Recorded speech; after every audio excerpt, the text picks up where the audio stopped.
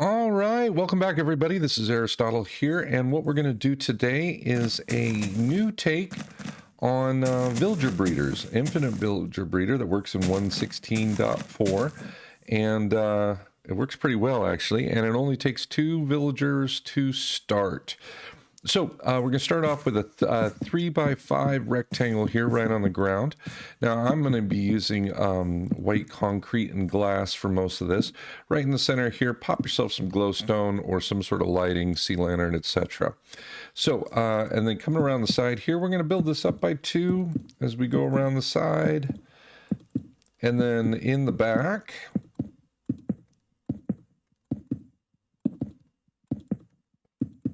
okay, now over here, I like to do this and kind of give this a little different look. So I'm going to put in a little floor in the front. You don't have to. You can just kind of, go with the flow right there.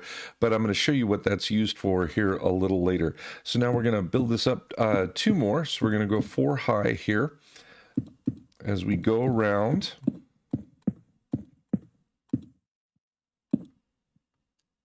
Don't build up in the back, though. Just keep this going right through the front to get it up to 4 high here, just like this. And boom, we'll pop that in. Now in the back, we're going to do something a little different. We're going to create a little shelf here, just like that.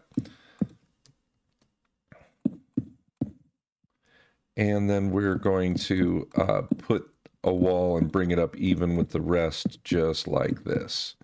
And this is going to be a landing spot for our villagers. So this is what you should have at this point. And time to move on to the next step. Okay, so right in front of this section here, we're going to pop some signs, just like this. Got to shift click those in, of course. 3 signs done. And then right here in the back, in the 2 corners, we're going to go 1, 2, and that's going to create a little spot for our villagers to land. This block does come up a little high. And this is where we're going to hang out, and we're actually going to be able to pull them by minecart straight out of this corner, and I'll show you how. But before we do, to get ready for that, you're going to grab 2 dispensers. You're going to pop one right there, and then pop one in the front corner, just like this. And we'll explain those a little bit later. Now, after that, we're going to be bringing everything up to a height of 32 blocks. So we've got 1 2 high here, so we needed to go up 30 from this point. And that's what I'm going to do. All right, so that's what you should have. Basically a big glass tube, or you can use any blocks you want to. It's 3 wide and 2 deep, so 2 by 3 in the center there, and it goes up 32 blocks from this point right there where the that shelf is, or 34 blocks from here. And this is important because we got to get those villagers away from what's considered the center of the village, so that we can spawn more and get the best spawn rates we possibly can. Okay, so from here, coming right off the glass blocks, we're going to create a 15 by 9 rectangle of dirt. So let me get that built for you, and I'll show you what it looks like. All right, so there you go, 15 by 9 rectangle of dirt. Now just ring this in your favorite block. All right, so our border is done. So now we're just going to come out 1 2 3 from this end here, and then just even this up, creating a little platform on the end. Just like that. Okay, grab some fences and put them all the way around. Now, if you want, you can trade those blocks out for solid blocks, just for aesthetics purposes and all that good stuff, which I'm going to do right now. Okay, now it's time to grab some slabs and some water. Okay, starting in the left corner, we're going to count in 5 dirt blocks. So 1 2 3 4 5, and then down 1 2 3 4 5. We're going to chop that. We're going to pop a slab, and then we're going to throw some water in. We're going to do the exact reverse on the other side. So we're going to come 1 2 3 4 5, and then 1 2 3 4 5, just like that. Slab, water, and that's all the water you need. Time to grab a hoe. All right, so we've got our hoe, we've got our carrots. Okay, so we're going to come over here, and we're going to pop a bed right there over that one, and a bed right there over that one. And now go ahead and just hoe everything down and plant your carrots. and I'll come back to you as soon as that's done. Okay, and now that everything's planted, you're going to go to the center block right in between the two water sources there, and you're going to pop a composter, throw a light source right on the top there, just like that. And now you're going to want to do some torches. So the easiest way to do torches on this guy, which will keep it completely spawn proof up here, is just go around and hit every single corner, just like this. And then down over here. So all the corners are hit, and then what you want to do is just line up with these water sources, plop a torch right there, same thing on the back, plop a torch right there, and then line up with the water sources and pop a torch right there, and same thing on the other side, just right there. And that will guarantee you light levels that won't get any spawns. Of course, you can use glowstone or sea lanterns. You can just pop them as blocks in the corner, however you want to do it, but torches work just fine. All right, so we're going to come by our hole here, and we want to do 3 trapdoors on that side and 3 trapdoors on this side, just like this. We're going to grab some temporary blocks, and we're going to come up 2, and then what we're going to do is create a point where our trapdoors will line the 3 blocks that we kind of get through here. And this will stop the adult villagers from being able to cross over into that area. But the babies will be able to get through just fine. Okay, so now we just need a roof on this thing, for which I'm going to use some stone slabs. So you'll notice I'm going to make this roof so it's 3 blocks high. With the changes in 116, if you don't have 2 blocks above a bed, that can definitely get in the way of breeding, as well as the babies just like to bounce on the beds, you know what I mean? Also, there's a chance of suffocation as well if a villager wakes up on their bed with their head stuck in a block. I've lost more than a couple villagers that way in my survival world. Let me get this finished and I'll get right back to you. All right, so here's a good shot of the build so far. We got a roof on, half slab, so no spawns on top. And we're way up here in the sky. But as you notice, there's not a lot of complicated blocks in here.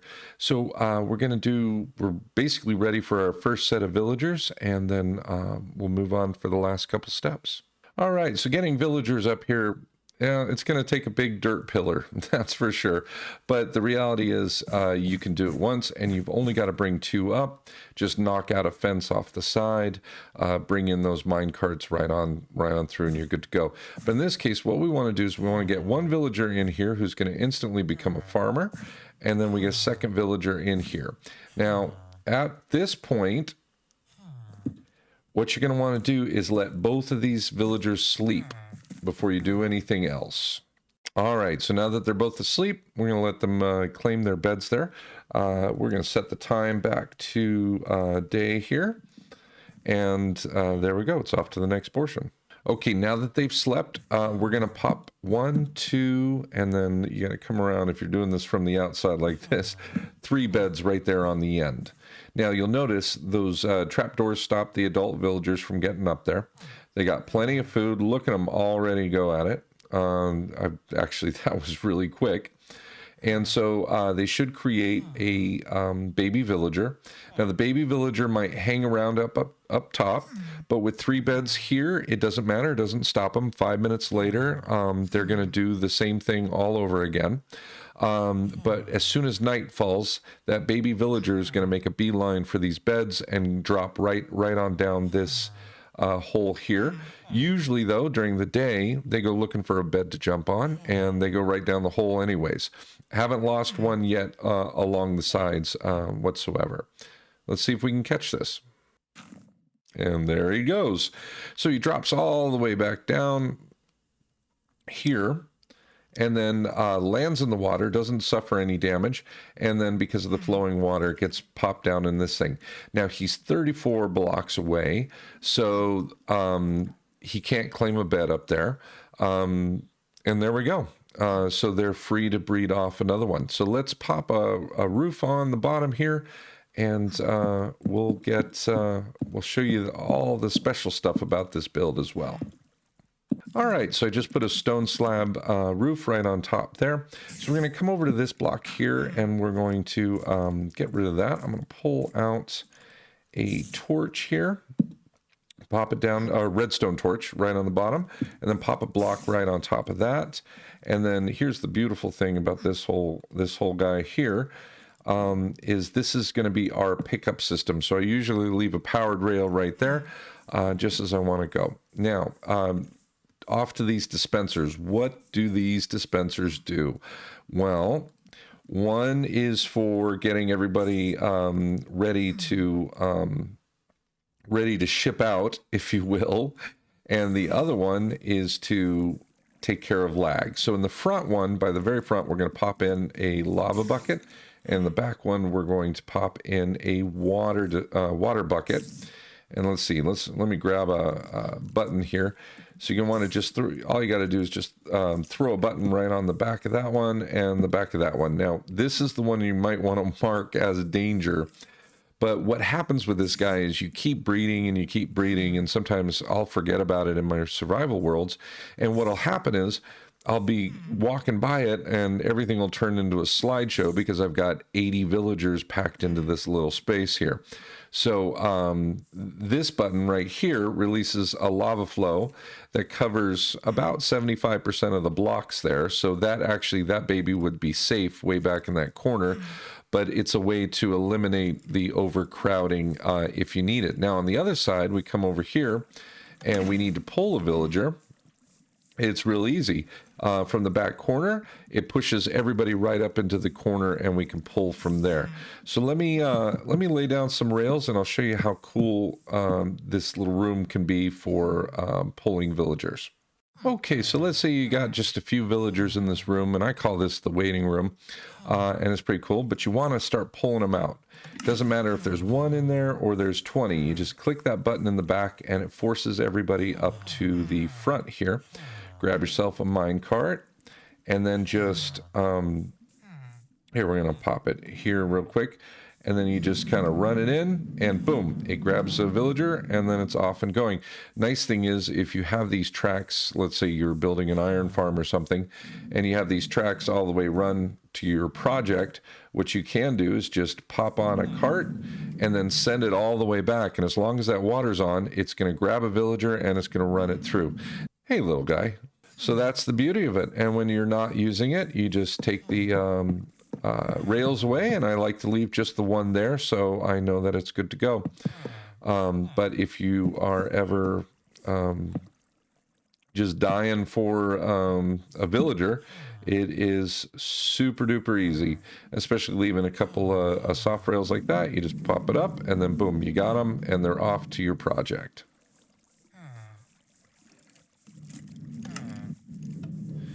Now, turning off the water lets everybody kind of mill around. You have enough space where you're not going to get any entity cramming or anything else like that. And you stay way over there.